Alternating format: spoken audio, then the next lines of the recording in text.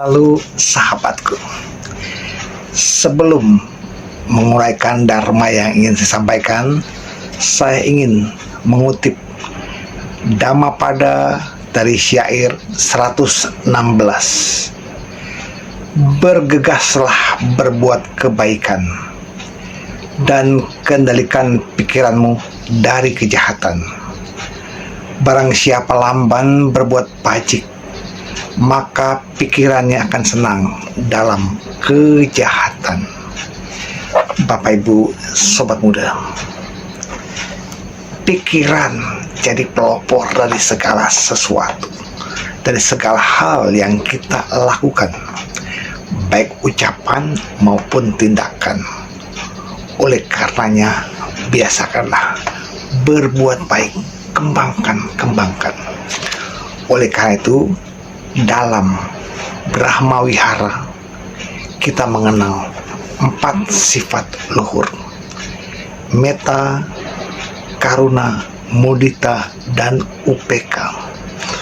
Secara teori kita bisa mengatakan metta cinta kasih, karuna belas kasihan, mudita simpati, dan upeka keseimbangan batin.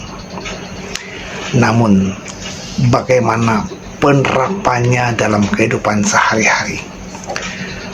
Bapak Ibu Sobat Muda, metta, sifat cinta kasih yang mengharapkan kebahagiaan dari semua makhluk. Oleh karenanya kita kembangkan sifat ini kepada semua makhluk. Kita pancarkan. Semoga semua makhluk berbahagia, bebas dari kebencian, bebas dari kemauan jahat.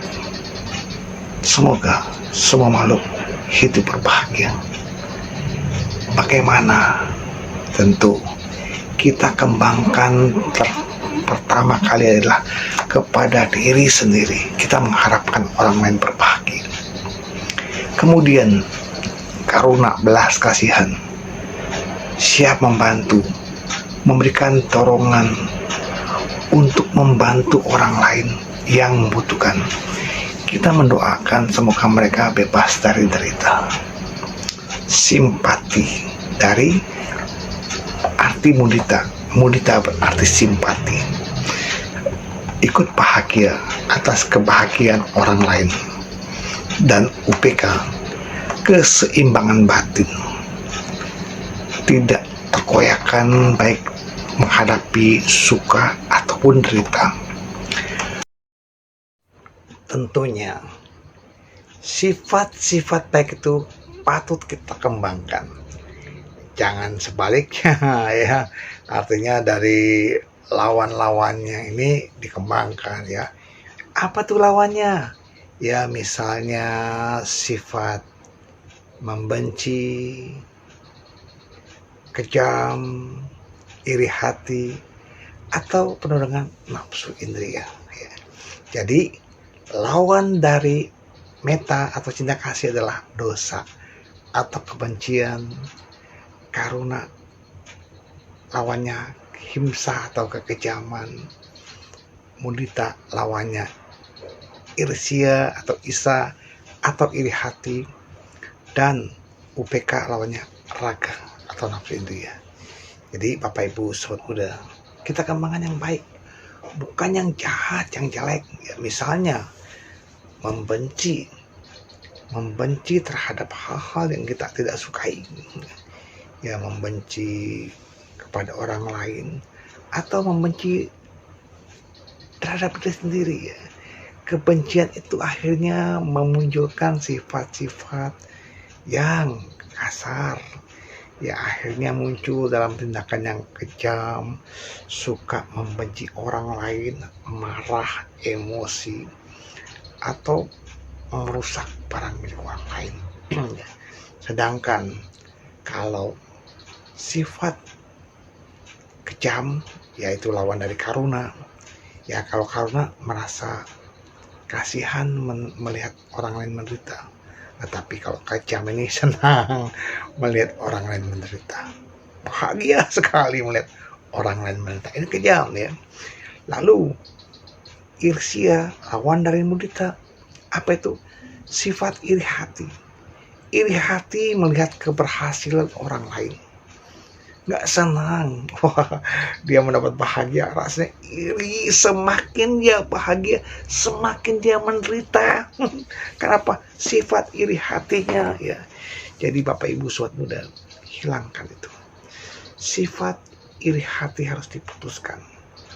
Nah, lalu nafsu indria yang membuat kita tidak bisa seimbang, batin kita tergoda, terpengaruh dalam hal-hal keindrian kita, ingin dipuaskan. Mata ingin melihat yang indah-indah, telinga ingin mendengar yang merdu-merdu, semua hal akhirnya membuat batinnya tidak seimbang. Oleh karena itu Bapak Ibu sobat muda, termasuk ketika kita memanfaatkan penderitaan orang lain untuk mencari keuntungan kita, itu pun tidak boleh. Karena apa? Tidak pantas kita lakukan ya. Jadi mulailah kita kembangkan kebahagiaan kepada diri kita, lalu kepada orang lain. Kita mau menolong orang lain, silakan, tetapi jangan sampai derita yang dialami orang itu kita carikan keuntungan untuk kita sendiri. Jangan ya. Karena apa? Itu bukanlah sifat karuna.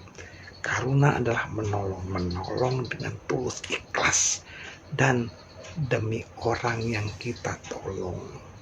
Jangan kita memakai kedok derita orang lain, kita mencari bantuan, lalu kita ambil keuntungan dari situ. Ingat, inilah karma buruk ya. Kalau kita mau menolong orang lain, silakan tolong. Termasuk rasa bahagia. Bahagia yang pas adalah bahagia melihat kebahagiaan orang lain, bukan bahagia melihat penderitaan orang lain ya. Namanya kejam ya, kita bahagia melihat derita orang lain. Ini nggak boleh, tidak pantas kita kembangkan. Lalu menghadapi suka dan derita, bersikap tenanglah.